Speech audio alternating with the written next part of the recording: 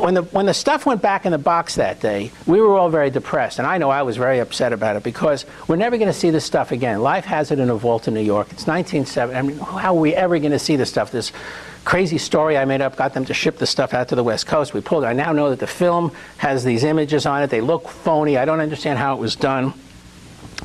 And I immediately started to educate myself, and I went to Melnitz Hall at UCLA, to the library there, and start reading up about optics, and very quickly I learned about the whole field of optical printers. And this is 1970, and I learned about the printers and what's going on, and how you do this if you want to do it. And meanwhile, I'm thinking, well, is there some other way of something else you can grab onto that proves that that this film was edited? And I don't remember the exact event that happened, but I think it was myself reading along. I came across the account of a witness who said the car stopped. So of course I know the car didn't stop.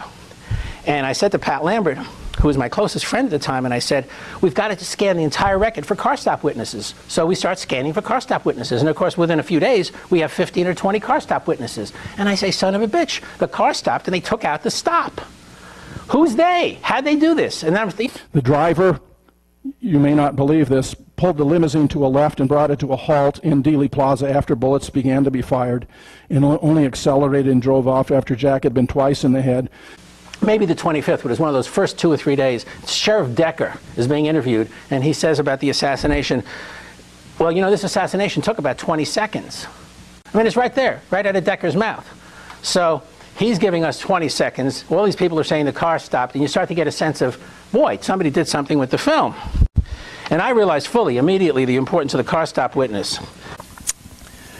Betzner gave a deposition in which he said that the JFK limo stopped, which agrees with statements by many other witnesses. If the limo stopped, the Z film is faked because it depicts continuous motion.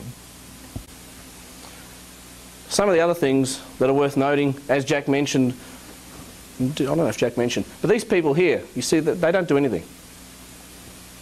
You can see that in any copy of the film. It's a little bit easier when you've got the sprocket hole area as well, but they basically just stand there. And don't do anything as the president comes past. One guy claps, everyone else just stands there. They don't even turn their heads, they don't turn around. Right, here they are waiting.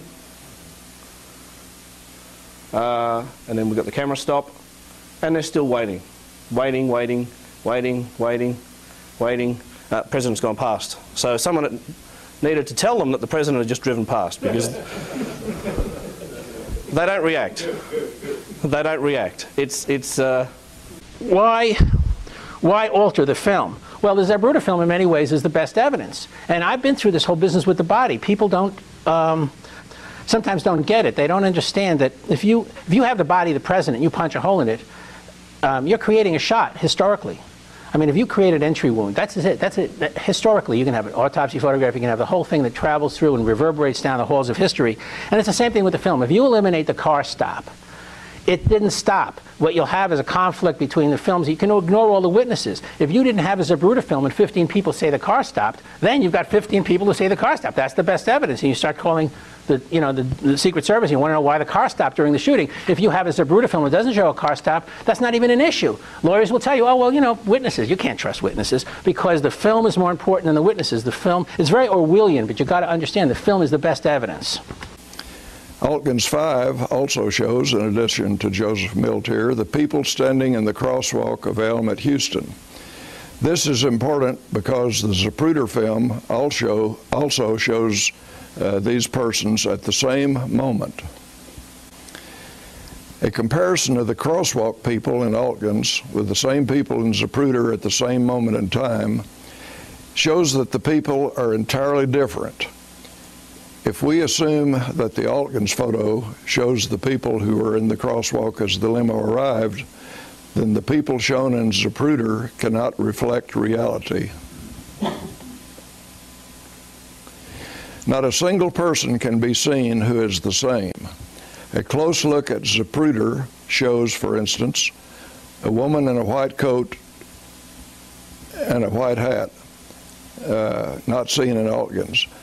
A very big tall man in a suit and white shirt, not seen in Altgens. A small boy in a white shirt, not seen in Altgens. A man in a suit, white shirt, and necktie, not seen in Elkins. 4 men in white shirts, not seen in Elkins. In addition, Elkins shows a large number of black persons. Zapruder shows none. Elkins' image of a man in the doorway of the book depository was the first photo to raise questions about the veracity of the official story. Marguerite Oswald wondered whether the man was LHO. The government claimed the image was of Billy Nolan Lovelady. If it shows Oswald, the whole Warren scenario collapses. The question has never really been definitively answered to my satisfaction. That this film had been at Life magazine, and Time Life subbed it out to a place called EFX in New York. And EFX was run by Mo Weitzman.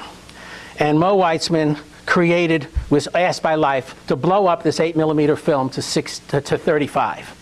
And normally you don't do that. Now I know other statements have been made here at the seminar, but I'm just stand by what I was told at the time, that at that time you couldn't go from 8 up to 35, and Mo had to design a special transport. It's not rocket science, but he had to put some time into it and go to a machine shop, and he created a special transport so you could take an 8mm film, perfectly register it, and go up to a perfectly registered 35mm film. And he did that. And he got 35mm negatives, and there's 16mm, a whole box of stuff you get when you do that. He could go up to 16, he could go up to 35. And Robert Groden subsequently came to that lab, I guess for a job or something, worked there, found one of these 35mm prints on a shelf, and that's how he got involved in the Kennedy assassination. This is in the late 60s, maybe 1971, I'm not sure of the exact date. This is an interesting thing that's been commented on the internet. Chief Jesse Curry published this photo in his assassination file. Numerous researchers believe that it shows George Herbert Walker Bush of the CIA standing in front of the Texas School Book Depository. Bush, of course, later became president. Others who became president because of what they knew about the JFK assassination were Johnson, Nixon, and Ford.